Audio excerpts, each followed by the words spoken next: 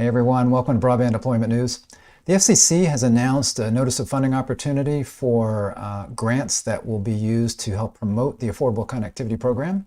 Be right back to talk about that.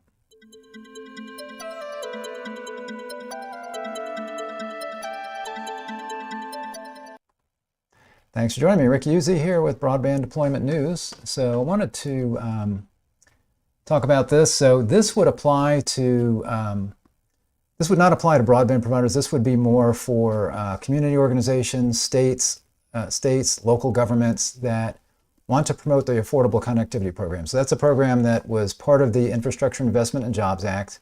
Came out. It provides, I think it was it $14 billion, I think, for helping to provide subsidies for low-income households, others that, folks that need help paying for broadband. It provides a $30 subsidy for most households, but if you're on tribal lands, it is $75. So that's something that would go to the ISP, who would then provide that subsidy to the end user customer. So the way it works is the ISPs that want to provide this benefit have to sign up for the program, and then if you are a consumer, you can sign up for the program, and then you look for an ISP in your area that supports that, or that is providing that benefit. You sign up with them, and then you can get up to $30 for, again, just a traditional household, or $75 if you're in a tribal land. And then that can help pay for the internet, or can actually even pay for it. So a lot of internet service providers are providing a low-cost package that still, these packages are really nice broadband packages, but they charge $30, and with the ACP, then you wind up getting your broadband for free, basically. You're not limited to that, so you can take the subsidy, for example, a $30 subsidy, and if normally, let's say you might want a higher end package, maybe it's a gig for $60, then you can get that package and you get $30 towards that. So that gig package is only costing you $30. So that's the program, and the FCC has wanted to put together a grant program. They've been working on that. Now the notice of funding opportunity is out for 2 of the categories of grant programs that they're going to be supporting. So let's take a look at that real quick.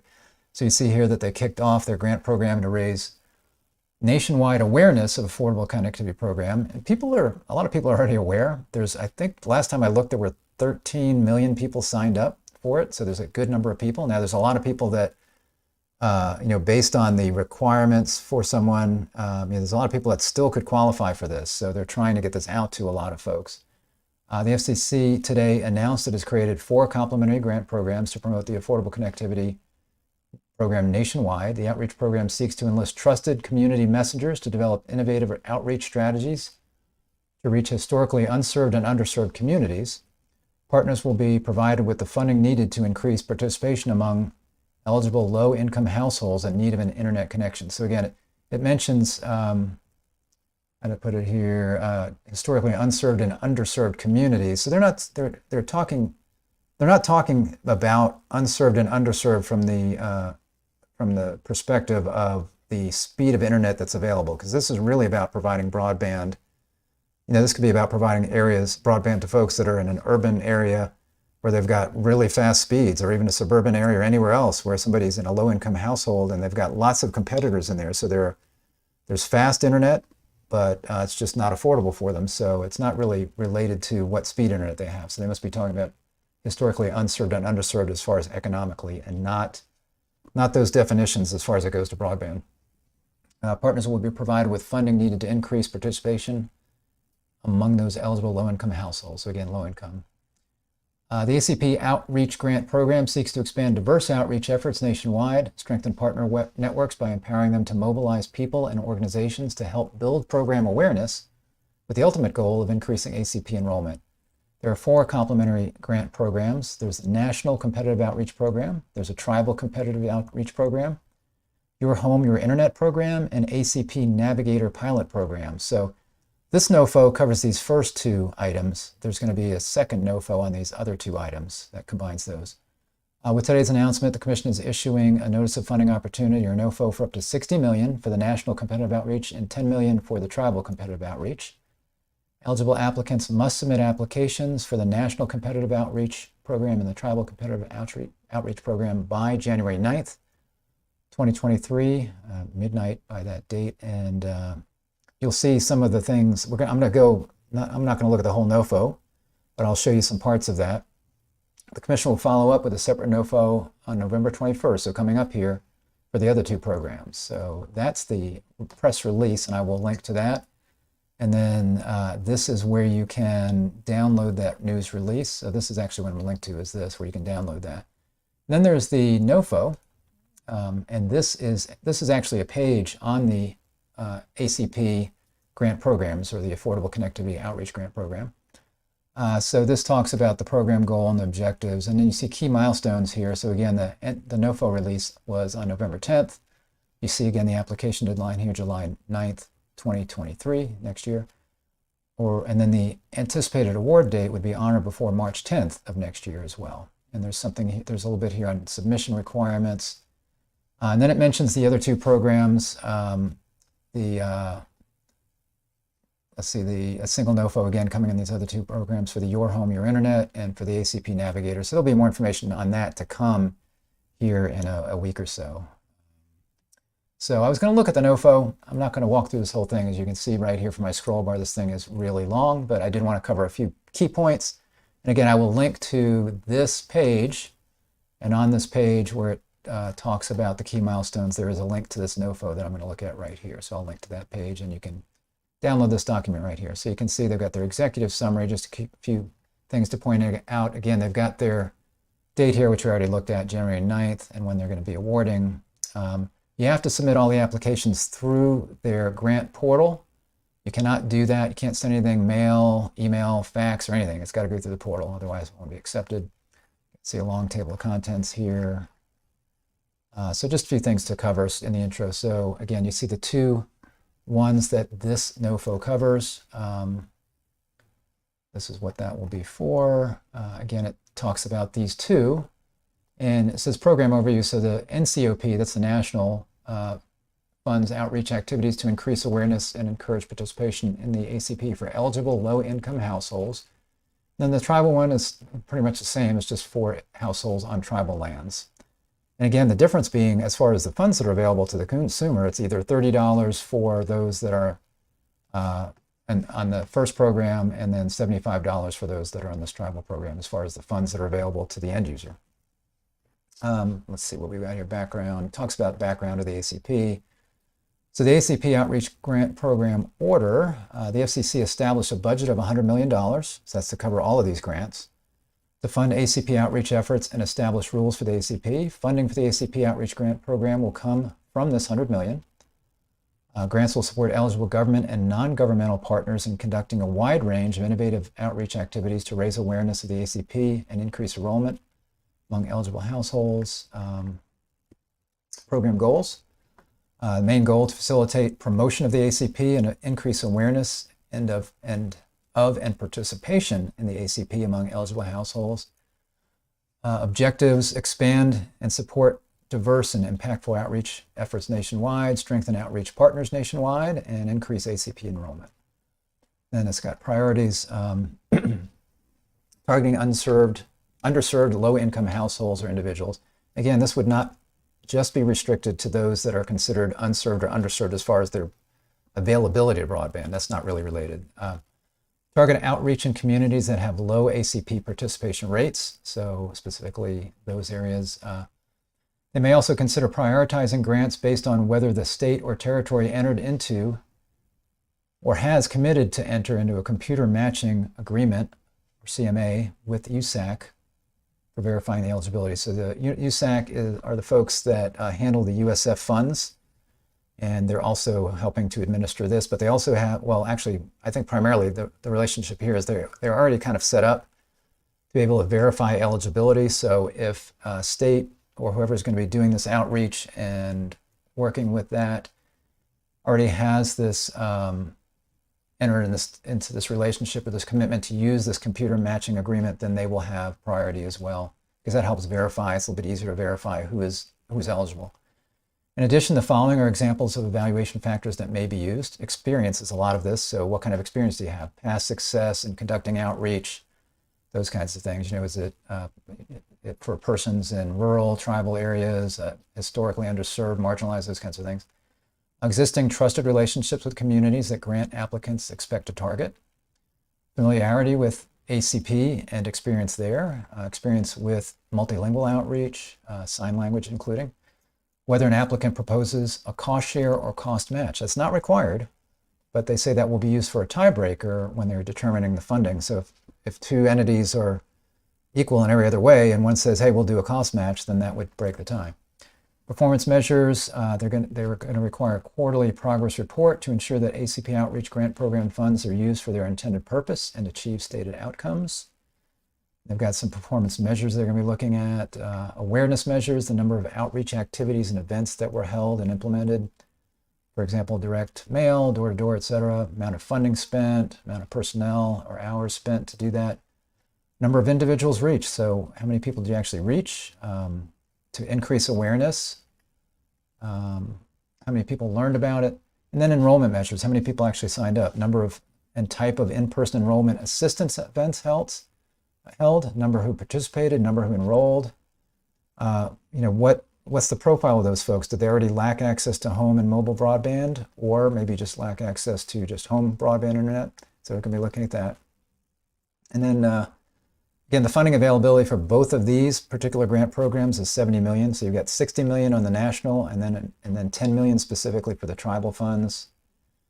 Of the $60 million available for the national program, 27 will be reserved so that each state, including DC and Puerto Rico, will receive a target minimum allocation of $500,000, and each U.S. territory will receive a target minimum of $250,000 for ACP outreach activities. So that's the minimum kind of target that they would want states and any entities within those states be able to get, but they could get more than that. Let's see here.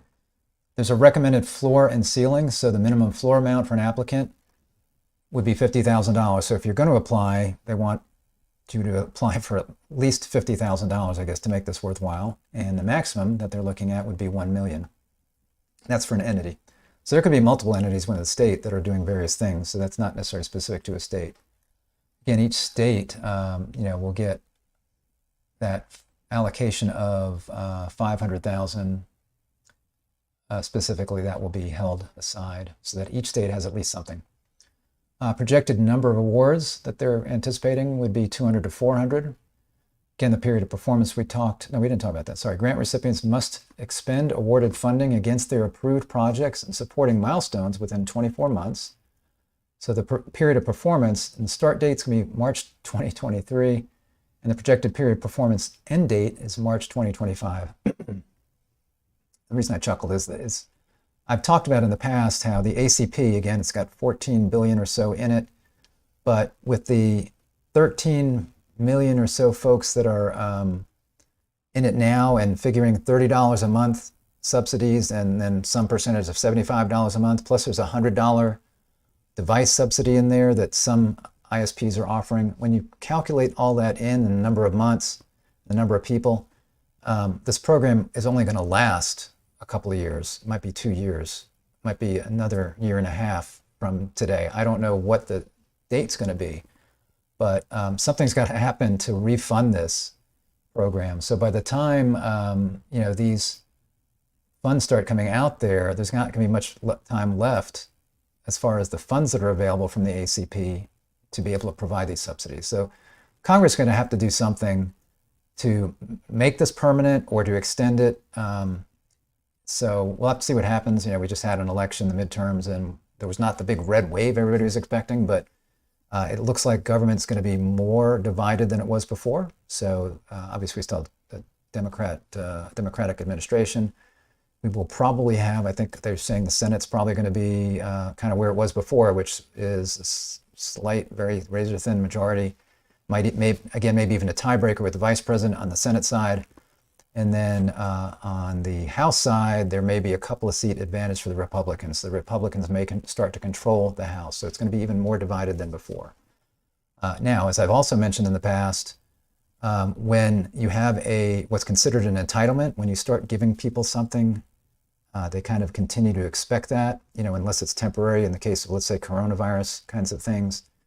They continue to expect that. Now, what's interesting is the the ACP was modeled on what was supposed to be a temporary program. It was the EBB, which was the something broadband benefit, emergency broadband benefit. And that was money specifically allocated because of the coronavirus pandemic to help pay for internet for people who were impacted by the pandemic. So they lost their job. It wasn't so much about low-income households, it's that they lost their job and they needed to be able to maintain an internet connection to hopefully be able to find another job. So that was the EBB. And once that was over, some of those EBB funds went into the ACP, and the ACP took that over. And the ACP is not related to coronavirus, it's related to low-income households. So even with a divided government, they may, again, it's hard to take an entitlement away. Once you're giving people money, it's hard to take that away. So it's possible that they will pass to the very least extend the benefits, kick the can down the road, even if they don't make it permanent somehow. So just we'll have to wait and see what happens with that. But again, it's interesting the dates here, because by the time this stuff gets into place, you know, it's not going to be that much longer that those funds will be, the initial funds will be available. Eligible applicants, state governments and subdivisions, U.S. territory governments and subdivisions, local governments and their subdivisions, so, you know, counties, boroughs, municipalities, cities, townships, etc.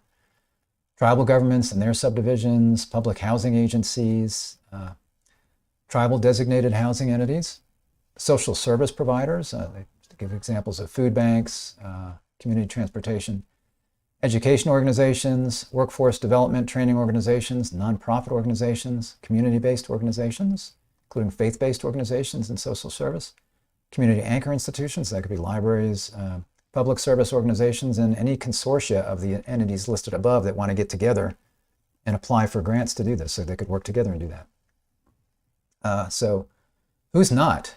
You may have noticed, again, there's no ISPs listed in here. So if you're an ISP and you're providing the ACP, you cannot get grant funds to go ahead and then promote that, because obviously, for one thing, you know, you have a vested interest in that, and obviously, you know, the government wants you to sign people up, but they don't want you to, you know, put a thumb on the scale for your own service. So you see here, eligible entities, broadband providers and their subsidiaries, affiliates, representatives, contractors, and agents are not eligible to participate.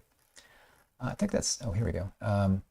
Oh, and then there's the cost sharing and matching. I mentioned this. So there will be no cost sharing or matching requirements. So, you know, any of these entities that are eligible could get a grant. So you could get your minimum of $50,000 or somewhere between $50,000 and $1 million. You can get that, and you don't have to match that. So you can use all those funds for the efforts that you would use to promote the ACP and promote awareness and sign people up, that kind of thing.